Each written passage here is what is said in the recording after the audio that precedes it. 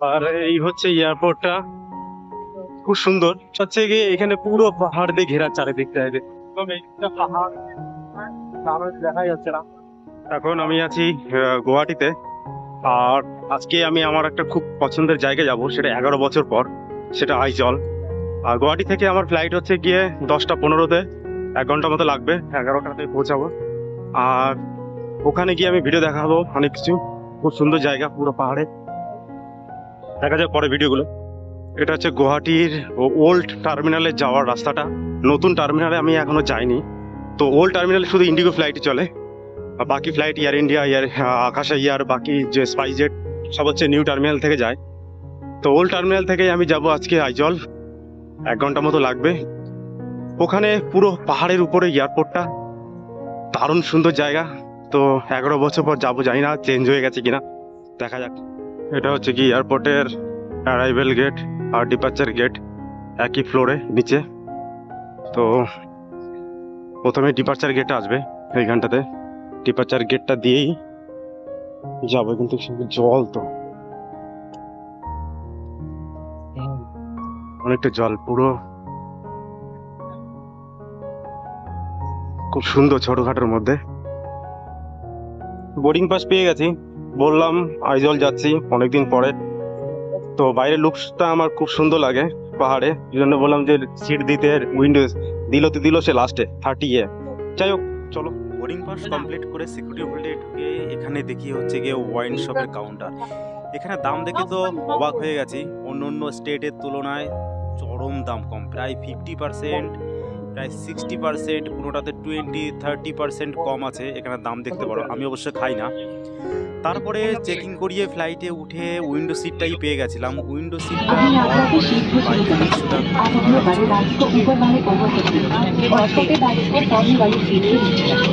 कृपया अपनी सीट पर बैठ जाएं और प्रस्थान के लिए ফ্লাইট অন টাইমে ডিপার্চার হবে, তার জন্য ওয়েট করছে। ওই দিক থেকে একটা স্পাইস জেটের ফ্লাইট ল্যান্ড করলো। ওটা যাওয়ার পরেই রানওয়েটা ক্লিয়ার হবে। রানওয়ে ক্লিয়ার হওয়ার পরেই স্টেপ নিল ফ্লাই করার জন্য। আর আমার উইন্ডো সিটে আমার বসতে সবথেকে বেশি ভালো লাগে, এই কারণে টেক অফ আর ল্যান্ডিংয়ের জন্য আমার সবথেকে বেশি ভালো লাগে। তো এখান থেকে 40-45 মিনিটে আমি পৌঁছে যাব আইজল। আর আইজল থেকে এক্সপ্লোর করব পুরো সিটি এবং তার আশেপাশে। অ্যাকচুয়ালি আমি আইজল সিটিতে থাকবো না, থাকবো লেংপুই সিটিতে।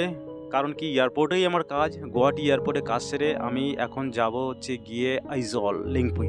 লেংপুই এয়ারপোর্টে কাজ করব, কাজ করে 2-3 দিন পর আসবো। আকাশে এত মেঘ, মাঝে মাঝে এত ধাক্কা দিচ্ছে, ফ্লাইট একবার উপর একবার নিচে করছে এবং ভীষণ কাঁপুনি হচ্ছে। মাঝে মাঝে মনে হচ্ছে যেন রাস্তায় বাম্পার দেওয়া আছে।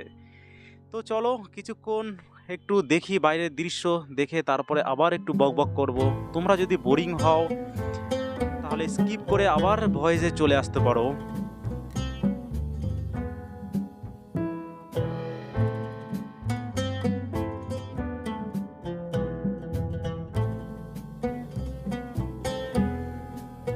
সব থেকে বড় কথা, আমি যখন লেংপুইতে যাই তো আমি উইন্ডো সিট নিই, কারণ দেখো পাহাড় দেখা যাচ্ছে।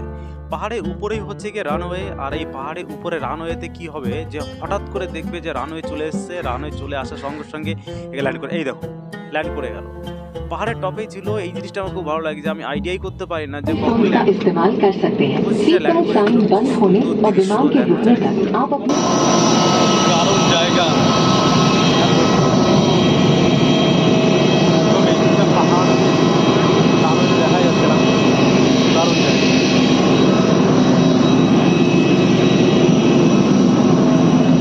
আর এই হচ্ছে এয়ারপোর্টটা, খুব সুন্দর, ছোটোখাটো।